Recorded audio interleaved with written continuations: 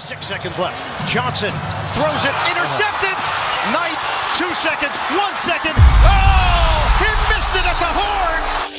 When you can't quite finish the job, it can't feel good to almost pull something off, but in the end fail to complete it. And as you just saw, one of the more surprising yet common basketball situations players tend to mess up in are during wide open fast breaks. It might seem like the easiest bucket you could ever ask for. I mean, literally no one is around to stop you, which is why for that reason it makes it that much more embarrassing. Wide open dunk versus the Kings. Oh my goodness. What in the world were you thinking about, young fella? It's a heads-up play by Mack. Nick Young lost it as he had the slam. Now, they shouldn't feel too bad because believe it or not, even the biggest names to ever lace them up found themselves in that same humiliating situation. That's what I get a kick out of watching the most, because it shows that even the best of them are in fact human after all.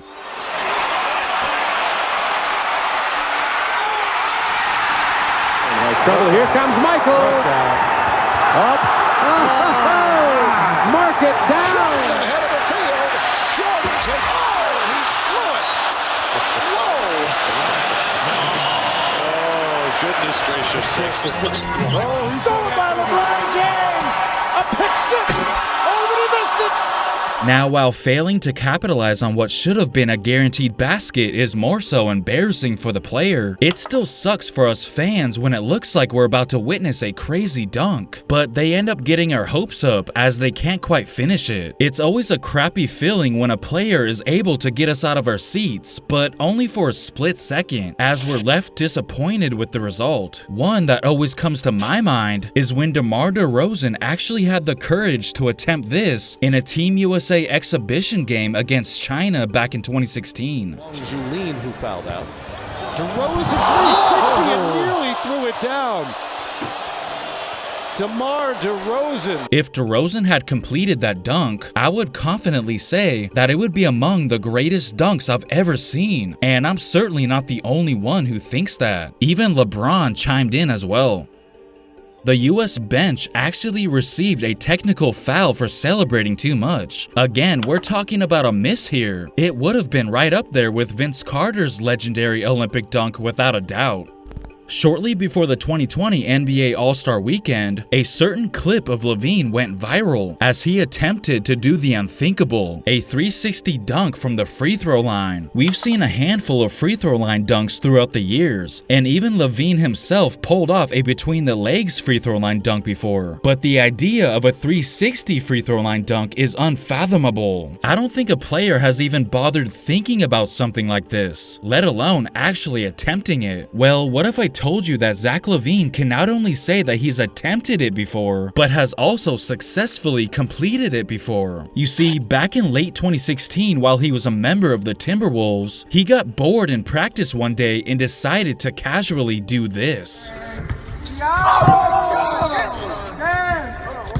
When this video hit the internet, people were already crowning him the 2017 Slam Dunk champion in advance. They didn't care that the contest was still a few months away. That was all that they needed to see. However, there was one problem. LaVine didn't plan on competing in that year's dunk contest. At that point, he had already decided that he wasn't gonna be in it, as he had already participated in the previous two before that. Talk about a missed opportunity.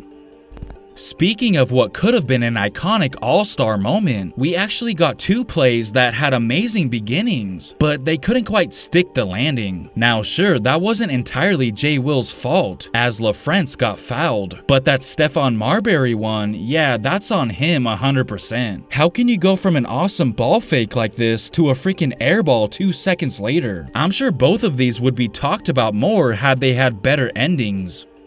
We all know that one friend who says, man, I can do that while watching NBA players play. I mean, we all can be a bit delusional in how good we actually are. One fan at a Detroit Pistons game in 2016 got a reality check. He was lucky enough to have the ball come straight to him while sitting courtside, something we all wish would happen to us so we can finally show the world what we're made of. This was his chance to seize the moment, and he did. But in the end, he wound up making a complete ass of himself on live TV.